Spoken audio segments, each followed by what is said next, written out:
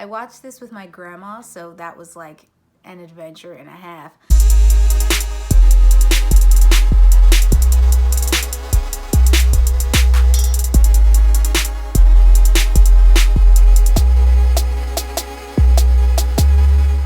What is up, we Sibs? It's me, Sid, coming back to you live from Boston. I am here visiting family for the holodays. I'm really trying to stick with this holiday Christmas movie theme. So this week, I have watched The Holiday Calendar, starring Kat Graham and Quincy Brown. What to say? Well, honestly, first impressions, I just finished the movie like maybe an hour ago, and I thought it was cute. I definitely liked it better than A Night Before Christmas. It's still one of those weird rom-com Christmas movies that make you a little cringy, but like also super heartwarming and sweet. So let's just get into the analysis. Let's just go for it. Kat Graham, great from Vampire Diaries, right? She's funny, she's sweet, she's charming.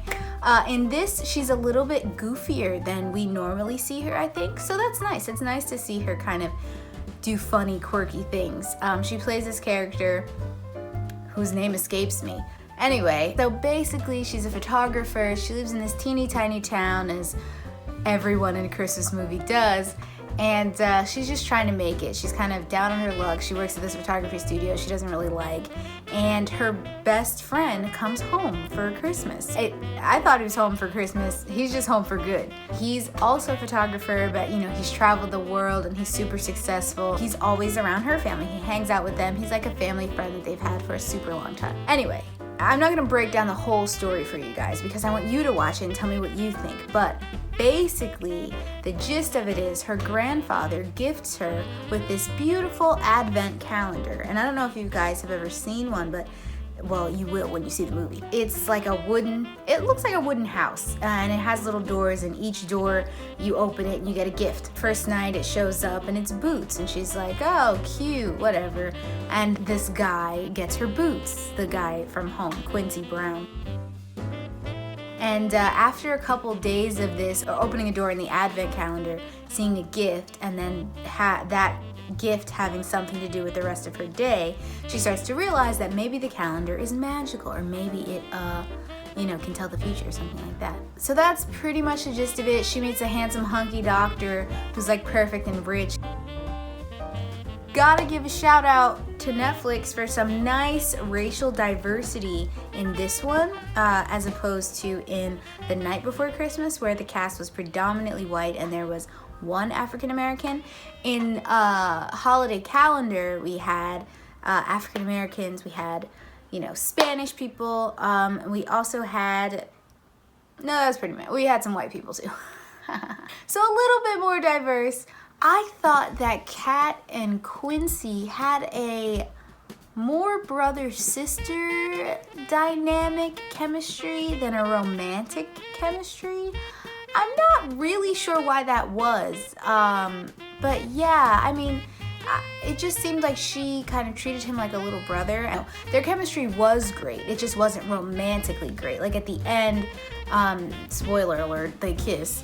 That was a little bit better, you could see that, but even like, I don't know, their relationship seemed more sibling-like to me. They had more sibling chemistry. They were always joking, and like she would punch him in the arm or like wrap up his head, or it just didn't come off as like romantic sexual tension Christmas movie-ish. But they were great. I liked watching their chemistry.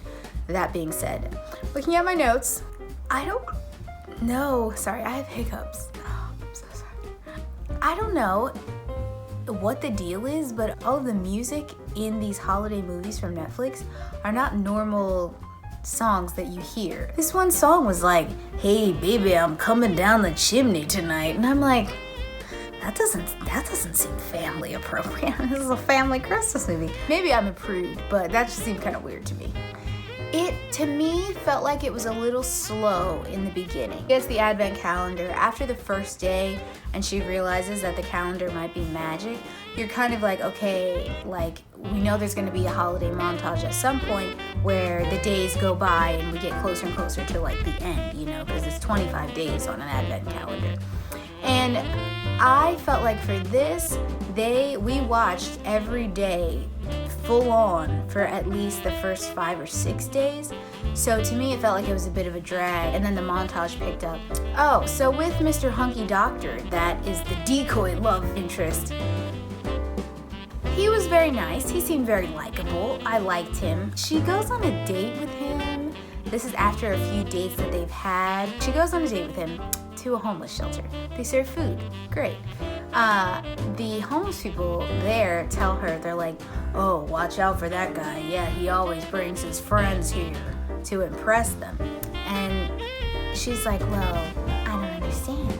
And then like you as the viewer start getting the vibe like, oh, maybe this doctor isn't all that he seems. Maybe he's a bad guy like Prince Hans, like, ooh, bad.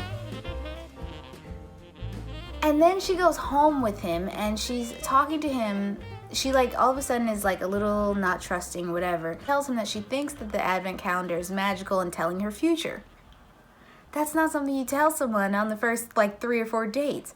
And then his response to that being ridiculous, which was the same response that Quincy had, all of a sudden doctor's response is like uber offensive, and she's like, how dare you? Don't make fun of me. Ma, ma, ma. That just seemed a little random. Definitely more realistic than I've seen in other of these holiday movies, but that just seemed odd. Oh my gosh. I know I talked about the snow in the Night Before Christmas review. The snow in this movie was dang near perfect. I mean, I was like, are we watching The Revenant? I mean, there was like snow. People had on jackets all the time at appropriate times. It was great. To me, that just really stands out. Like if you're watching a Christmas movie and it's supposed to be snowing and it's paper, it's obvious that it's not snow. So I thought they did a great job with the snow in this movie. I know that's like a corny thing to review, but whatever. It's something that stood out to me. Oh, I take it back. Clearly I'm uneducated about Netflix movies, because in this Netflix movie, just like in A Night Before Christmas, Kat Graham is sitting on the couch and she is watching another Netflix Christmas movie. She's watching A Christmas Inheritance, I think. So maybe that's like Netflix's thing. Maybe they always cameo their films in their other films to get people to watch them. I don't know. So yeah, sorry Night Before Christmas. But all in all, I thought it was a great movie. Nice, like great family vibes. Really just like a sweet, feel-good movie. I liked it, not gonna lie. On our scale of cringy and eye-rolly to, what did I say? Love Actually? I would give this movie like a solid 8, maybe even an 8.5.